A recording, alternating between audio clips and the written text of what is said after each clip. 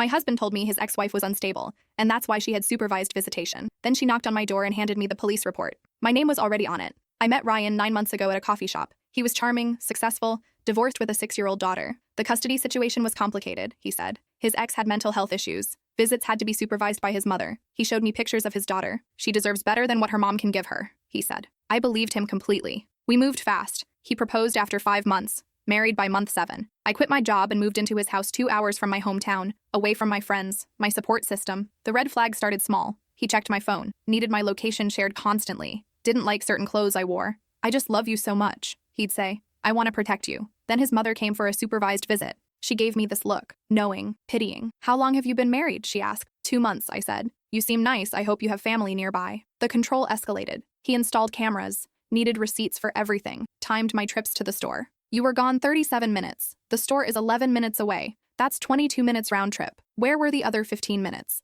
I started documenting everything to prove I wasn't doing anything wrong. I'd been married 9 weeks when the doorbell rang. A woman I'd never met stood there, thin, tired-looking, but sharp eyes. You're the new wife, she said. My stomach dropped. You're the ex. I don't have much time. He tracks my location. You need to see this before he isolates you completely. She handed me a folder. Inside was a police report, incident report, domestic disturbance. Then I saw it. The victim description matched me exactly. Height, hair color, build, age. But this report was from 19 months ago, before I even met Ryan. Keep reading, she whispered. The pattern was documented. Isolation, financial control, surveillance, manipulation, threats. The victim tried to leave twice. He found her both times. The final incident involved him breaking her wrist and threatening to kill her. This is you, I said. Read the next page. Another report, different date, different victim, same pattern, different woman from 4 years ago. How many? I whispered. 4 with police reports. His mother told me there were 2 others who left the state. She pulled out another paper. This is the real custody agreement. I have full custody. He has supervised visitation because of domestic violence, not because I'm unstable. Everything I'd believed crumbled. Why show me this? She grabbed my arm. Because the next page in his pattern is when he kills someone. The police told me that. They've been watching him. His type always escalates. Tears filled her eyes. I tried to warn the one before you. She didn't believe me. By the time she realized he'd broken her nose and collarbone, I stared at the report with my description. He was planning this. He found someone who looked right before we met. He's been following you for months, learning your routine. That coffee shop wasn't an accident. The cameras, the tracking, the isolation. It wasn't love. It was imprisonment. I need to leave, I said. Right now. She shook her head. It's not that simple. Look what happened to me. She lifted her sleeve, revealing scars. You need to be smart. You need to... The garage door rumbled open. We both froze. He's home early, I whispered. Go. Now. She pressed the folder into my hands. Hide this. There's a phone number inside for a domestic violence advocate. She helped me. She can help you. But be careful. So careful. She backed toward the door. When you run, run far. Don't tell anyone where you're going. Not your parents, not friends. No one. He will find you through them. The car door slammed. She slipped out the back as I heard Ryan's key in the lock. I shoved the folder under the couch cushions, heart hammering. When he walked in, I was in the kitchen, trying to look normal. He kissed my forehead. What have you been doing all day? I forced a smile, every muscle screaming to run. Just cleaning, making dinner. He walked through the kitchen, eyes scanning everything. The cups, the dish towel, how I was standing, looking for anything out of place. The house smells different, he said. My blood went cold. I lit a candle earlier, that vanilla one you bought. He moved to the living room. My pulse thundered. The folder was under the couch cushion, 5 feet from where he stood. If he sat down, if he felt anything unusual. Dinner's almost ready, I said quickly. Why don't you change? He studied me for a long moment, then nodded and headed upstairs. The second I heard the bedroom door close, I grabbed the folder and looked around frantically. Where could I hide it? Not the house. He had cameras. He went through my things. I remembered the storage shed in the backyard, filled with old paint cans and garden tools he never used. I ran outside, shoved the folder into an empty paint bucket, covered it with rags. When I came back, he was standing in the kitchen, watching me through the window. Where did you go? Trash, I said, holding up the empty bag I'd grabbed. It was starting to smell. He stared at me for another beat, then sat down. I served dinner with trembling hands. Every bite tasted like ash. He talked about his day, his upcoming business trip, basement renovation plans, normal conversation, husband and wife, except I now knew I was living with a predator. That night, I lay awake beside him, rigid with fear. His arm draped over me, heavy as a chain. I thought about the woman who'd warned me, the others before her, the pattern. Find a certain type, love bomb her, isolate her, control her, break her. When she tries to leave, escalate to violence. I was in the breaking phase. I'd already been broken from my job, my apartment, my friends. He knew where my parents lived,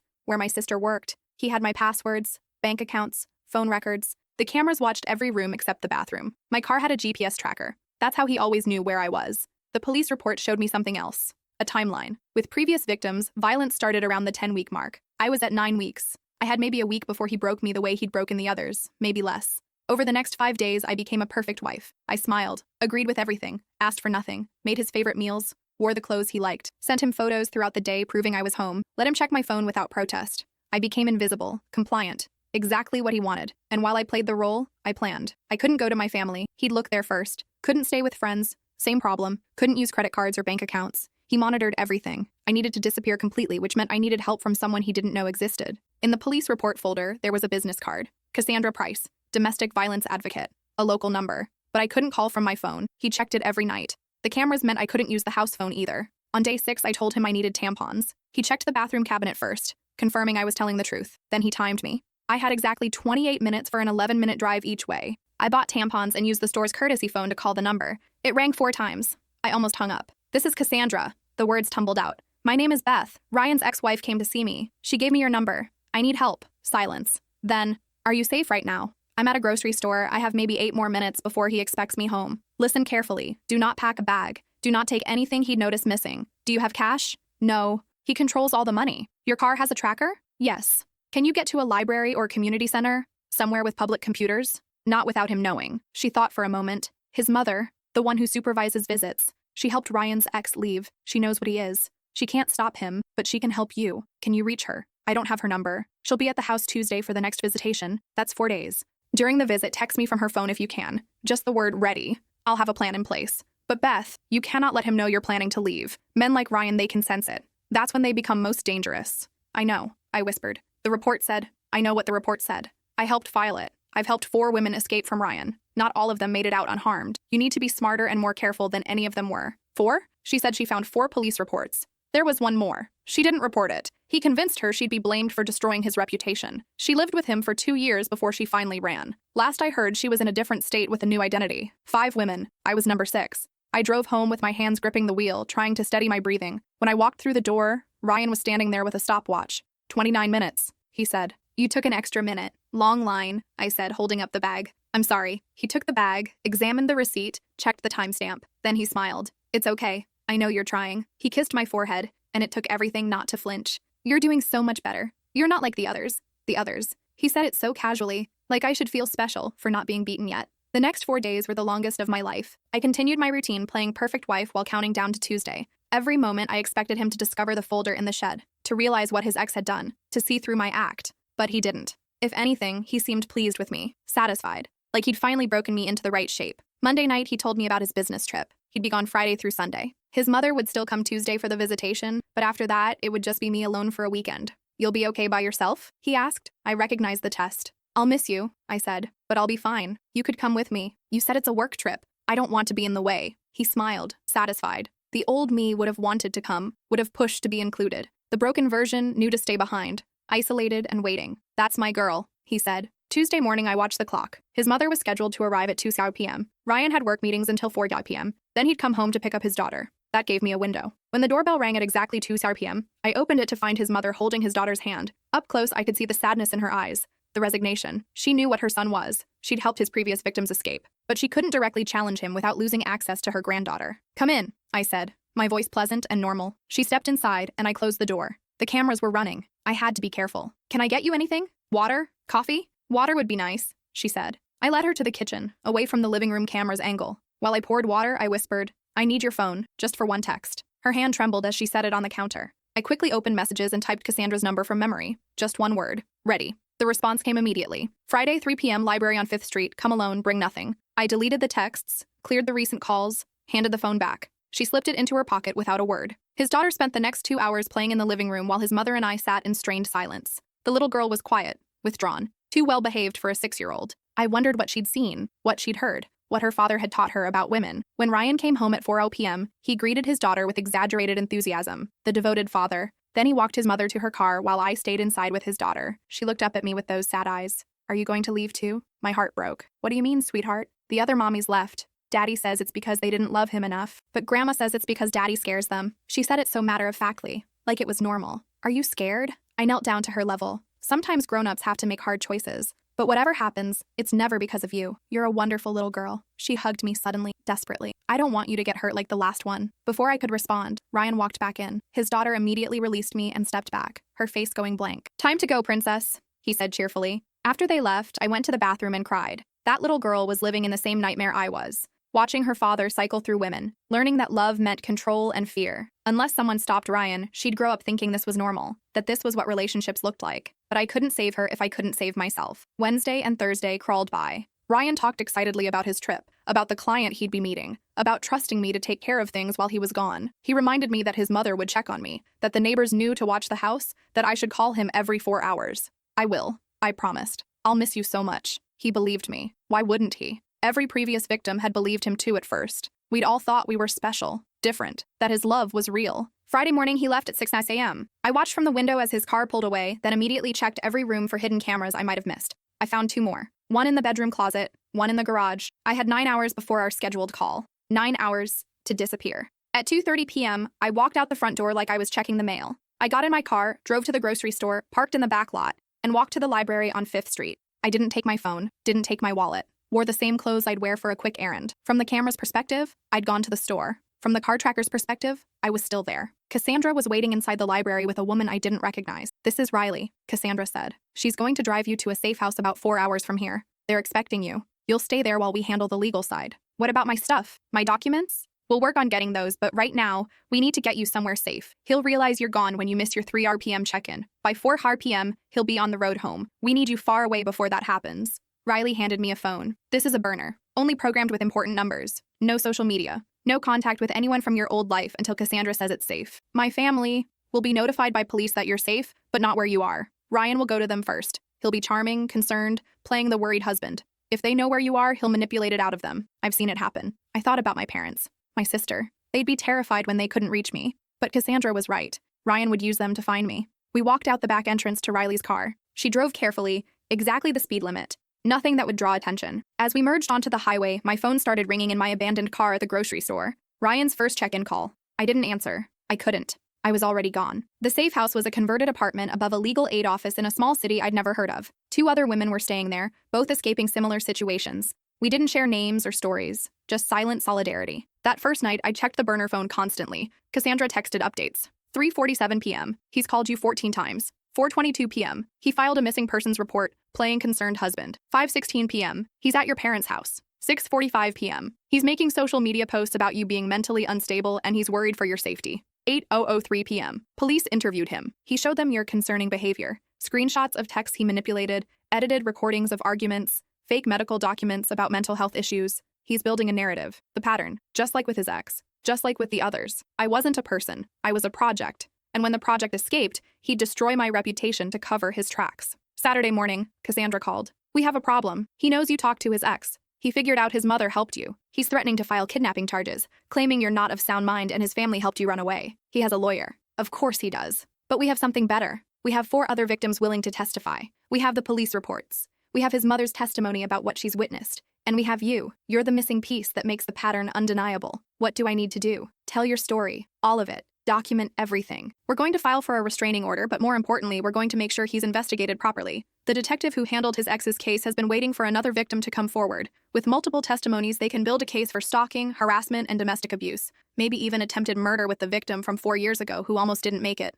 Over the next week, I gave my statement to police. I walked them through the relationship, the red flags I'd ignored, the control that had tightened like a noose. I showed them the police report with my description written before we'd met. The detective assigned to my case was a woman named Patterson. She'd been tracking Ryan for years, watching as victim after victim slipped through the cracks of the legal system. Some didn't report. Some recanted under pressure. Some simply disappeared, too afraid to follow through. He's careful, Patterson told me during one of our meetings. He chooses women who are isolated or vulnerable. Women who've recently moved to the area, who are estranged from family, who are looking for connection. He studies them for months before making contact. Everything about your meeting was engineered. She showed me surveillance photos Ryan had taken of me, sitting at my usual coffee shop, walking to my old apartment, at the grocery store, the gym, all taken before we'd ever spoken. He'd known my schedule better than I did. How many women has he done this to that we don't know about? I asked. Patterson's expression was grim. We suspect at least 8 over the past 12 years. But you're the first one who got out early enough to help us build a prosecutable case. The others either stayed too long and lost credibility, or they left and were too traumatized to come forward. The other victims came forward with their stories. The patterns were identical. He'd even used the same phrases with all of us. You're not like the others. I just want to protect you. You're making me do this. One of the victims, a woman named Victoria, had been married to Ryan for 18 months. She described how he'd systematically destroyed her sense of reality, convinced her that her memories were wrong, that her friends and family were lying to her, that she was mentally unstable and needed his help. He had me believing I was losing my mind, she said in her deposition. I started keeping a journal, writing down everything that happened each day, because I couldn't trust my own memory anymore. Later, I found out he'd been reading my journal and rewriting pages to make me think I was documenting conversations and events that never happened. His ex, the one who'd warned me, testified about the supervised visitation lie he told everyone, about how he'd manipulated the narrative to make her look unstable, about the bruises and broken bones and threats. She brought medical records, photographs of injuries, testimony from the emergency room doctors who'd treated her. He fractured my ribs, she said, her voice steady but her hands shaking. Told me if I went to the hospital, he'd tell them I'd fallen down the stairs, that I was clumsy and depressed. When I did go,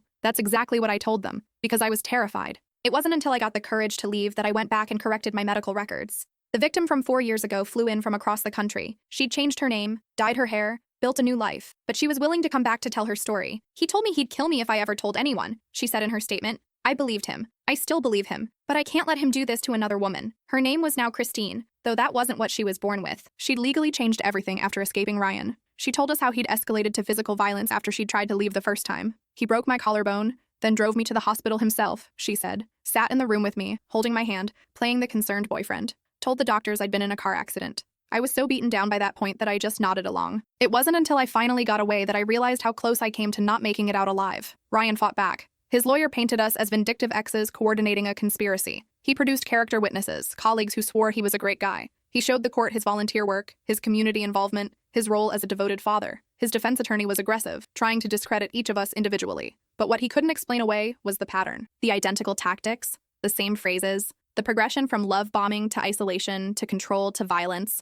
5 different women spanning 12 years, all describing the exact same experience. But the evidence was overwhelming. 5 women, same pattern, same tactics, same escalation. The police found surveillance equipment he'd hidden in his ex's car after their divorce. They found GPS trackers in 2 other victims' belongings. They found notebooks where he documented our routines, our habits, our weaknesses, pages and pages of observations about each of us, our favorite foods, our work schedules, the names of our friends and family members, our fears and insecurities. In one notebook, they found a checklist.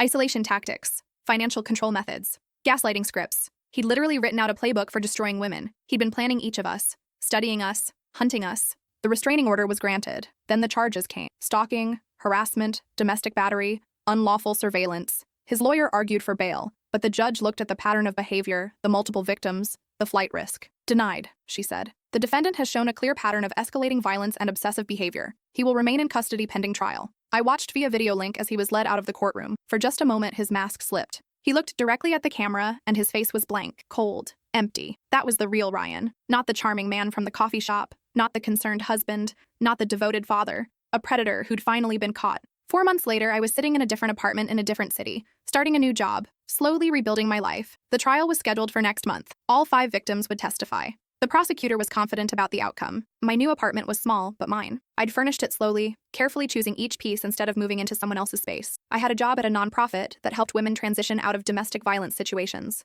The work was hard, emotionally draining, but meaningful. His mother got full custody of his daughter. In her statement to the court, she'd admitted she'd known about her son's behavior for years, but had been too afraid to stop him. She'd helped victims escape because it was the only power she had. Now she was in therapy with her granddaughter, trying to undo the damage. She sent me a letter during this time, apologizing, explaining, asking for forgiveness she didn't expect to receive. I watched him become what he is, she wrote. His father was the same way. Charming in public, terrifying at home. I thought if I just loved Ryan enough, taught him better, he'd be different. Instead, I enabled him. I let my fear of losing my granddaughter keep me silent. I helped women escape but never stopped him from finding new ones. That's on me. I'll carry that guilt until I die. I wrote back. Told her I understood. That abuse cycles through generations. That she'd done what she could with the power she had. It wasn't forgiveness exactly, but it was acknowledgement. His ex and I stayed in touch. She was the only person who truly understood what it was like to be hunted by someone who was supposed to love you. How are you doing? She asked during one of our calls. I'm okay. Some days are harder than others. I still check the locks twice. Still look over my shoulder.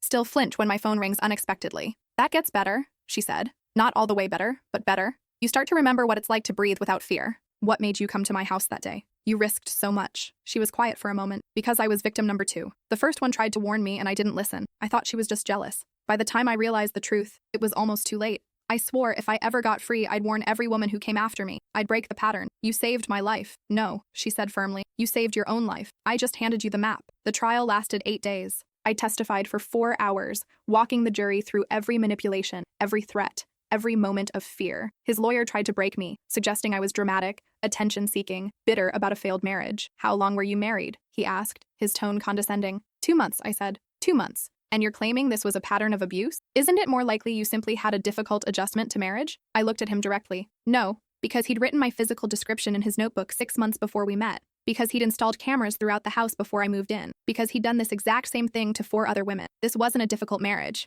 It was a hunting blind, and I was the prey. The jury deliberated for 6 hours. When they came back, the 4 women stood. In the case of the People versus Ryan Matthews, we find the defendant guilty on all charges. He showed no reaction, just stared straight ahead with that same blank expression. But I saw his hands clench into fists under the table. Even in defeat, he wanted to hurt someone. The sentencing hearing was 2 weeks later. The judge gave him 18 years with no possibility of parole for the first 12. It wasn't enough. It would never be enough for what he'd done to all of us. But it was something. The judge's statement was pointed. "Mr. Matthews, you have shown a calculated pattern of predatory behavior that demonstrates a complete lack of empathy or remorse. You targeted vulnerable women, studied them, manipulated them, and when they tried to escape, you terrorized them. You are a danger to society, and it is this court's hope that your time in custody will prevent you from ever harming another person again." As they led him away, his lawyer whispered something to him. He looked back at me one last time, and he smiled. Not a kind smile, a promise. "I'm going to find you eventually," that smile said. This isn't over, but it was. Because I had something he didn't. A community of survivors who knew his tactics.